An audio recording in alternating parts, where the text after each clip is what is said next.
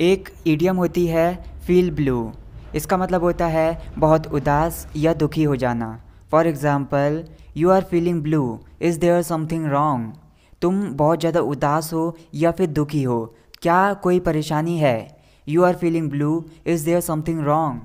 Next एक phrase है how come. It means क्यों और कैसे। For example, how come you got back so early. क्यों और कैसे तुम इतनी जल्दी वापस आ गए। How come you got back so early. अगला वर्ड है गिगल। मतलब बिना कंट्रोल के, मतलब बेकाबू होकर हंसना। For example, can't you stop giggling. मतलब आप किसी से कह रहे हो, क्या आप अपनी हंसी को बंद नहीं कर सकते। मतलब जो आप बेकाबू होकर हंस रहे हो, आप उसे बंद नहीं कर सकते। Can't you stop giggling. अगला वर्ड है डेस्परेट। मतलब निराश या फिर हताश। For example, what made you so desperate.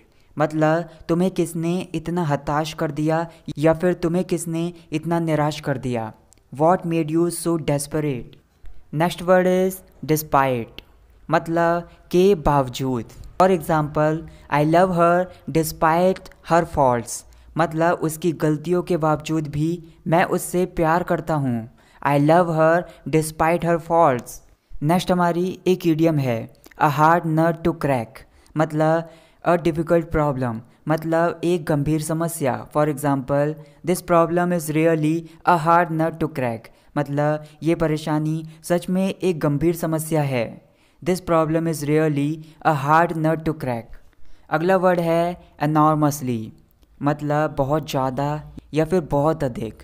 For example, I enormously enjoyed birthday party. मतलब मैंने जन्मदिन की पार्टी बहुत ज़्यादा मज़े किए। I enormously enjoyed birthday party. अगला वर्ड है सिंसियर। मतलब ईमानदार। For example, he seems so sincere. मतलब वो बहुत ज़्यादा ईमानदार दिखाई देता है। He seems so sincere. Next word is perception. मतलब दृष्टिकोण या फिर राय। For example, what's your perception of this matter. मतलब इस मुद्दे पर आपकी क्या राय है या फिर इस मुद्दे पर आपका क्या दृष्टिकोण है। What's your perception of this matter. अगला वर्ड है आउटकम। मतलब किसी चीज़ का नतीजा या फिर किसी चीज़ का परिणाम। For example, it's the outcome of your doing. मतलब ये तुम्हारी करतूत का नतीजा है या फिर ये तुम्हारी करतूत का परिणाम है। It's the outcome of your doing. अगली एक फ्रेजल वर्ब है कॉन्क आउट। इसका मतलब होता है कोई गाड़ी या फिर मशीन अचानक से चलते चलते रुक जाना। For example, I left for the office and my bike conked out on the way. मतलब मैं ऑफिस के लिए निकला और मेरी बाइक रास्ते में ही अचानक से चलते चलते रुक गई या फिर ख़राब हो गई। I left for the office and my bike conked out on the way. अगला वर्ड है मिसडीड। मतलब गलत या फिर गैर कानूनी काम। For example, he doesn't repent of his misdeed. मतलब उसे अपने गलत काम का या फिर जो काम उसने गैर कानूनी काम किया है उसके लिए उसे कोई भी पछतावा नहीं है या फिर कोई भी पश्चाताप नहीं करता है। He doesn't repent of his misdeed. अगला वर्ड है हेट्रेड। इसका मतलब होता है नफ़रत या फिर घृणा।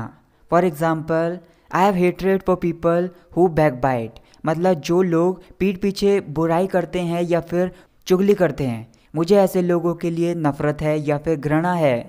आई have hatred for people who backbite. अगली एक फ्रेजल वर्ब है कीप अवे। इसका मतलब होता है दूर रहना। For example, we should advise our children to keep away from bad company. मतलब बुरी संगति से हमें अपने बच्चों को दूर रहने की सलाह देनी चाहिए। We should advise our children to keep away from bad company. Next word है superior.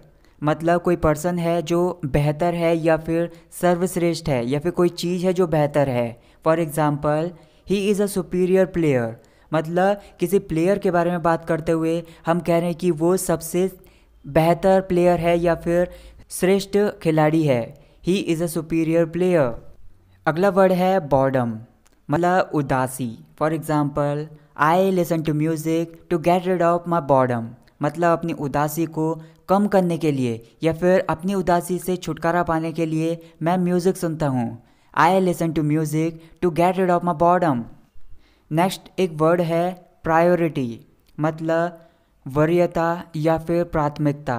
For example, your first priority should be to make her happy, मतलब तुम्हारी जो पहली प्राथमिकता होनी चाहिए वो उसको खुश करना होनी चाहिए। Your first priority should be to make her happy. Next word है कॉम्पनसेट, मतलब किसी नुकसान की भरपाई करना। For example, you will have to compensate for my loss, मतलब तुम्हें मेरे नुकसान की भरपाई करनी होगी। You will have to compensate for my loss. अगला वर्ड है इनफेमस, मतलब किसी गलत चीज़ के लिए कोई पर्सन अगर बदनाम है तो वो इनफेमस है। For example, he is infamous for stealing, मतलब वो चोरी करने के लिए बदनाम है। He is infamous for stealing. Next एक वर्ड है मिस्टेक। इसको एज अ नाउन और एज अ वर्ब दोनों तरीके से यूज़ कर सकते हैं। जब हम इसे एज अ नाउन यूज़ करते हैं तो इसका मतलब होता है कोई गलती या फिर कोई भूल, लेकिन जब हम इसे एज अ वर्ब यूज़ करते हैं तो इसका मतलब होता है गलती करना या फिर भूल करना। जैसे एग्जांपल है, आई मिस्टूक रोप फॉर अ स्नेक, मतलब मैंने गलती से रस्सी को सांप समझ लिया। आई मिस्टूक रोप फॉर अ स्नेक। अगला वर्ड है रिलीव, मतलब किसी दुख या फिर किसी परेशानी को कम कर देना। For example, an injection relieved my stomach एक, मतलब एक इंजेक्शन ने मेरे पेट के दर्द को कम कर दिया। An injection relieved my stomach एक। नेक्स्ट वर्ड है फैच, मतलब कहीं जाकर कुछ लेकर आना। For example, will you fetch a glass of water for me, मतलब क्या आप जाकर मेरे लिए एक गिलास पानी ले आएंगे। Will you fetch a glass of water for me. अगला वर्ड है ऑब्स्टिनेट, मतलब कोई पर्सन है वो जिद्दी है, हठी है या फिर एक बात पर अड़े रहने वाला है, तो मतलब वो ऑब्स्टिनेट है। For example, shopkeeper was obstinate about the price of shirt, मतलब दुकानदार शर्ट के दाम पर अड़ा हुआ था, मतलब जो भी दाम उसने बताया था वो उसी पर अड़ा हुआ था, उससे कम नहीं कर रहा था। Shopkeeper was obstinate about the price of shirt.